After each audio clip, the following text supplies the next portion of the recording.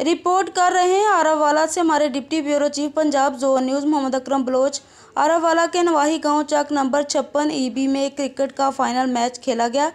चक number 56 EB बामुकाबला Chak number 49 EB के दरमियान हुआ। फाइनल मैच के मेहमान खुसूसी जनाब चौधरी तारक सलीम सियासी व समाजी शख्सियत चक नंबर 64 ईबी आरावाला ने शिरकत की।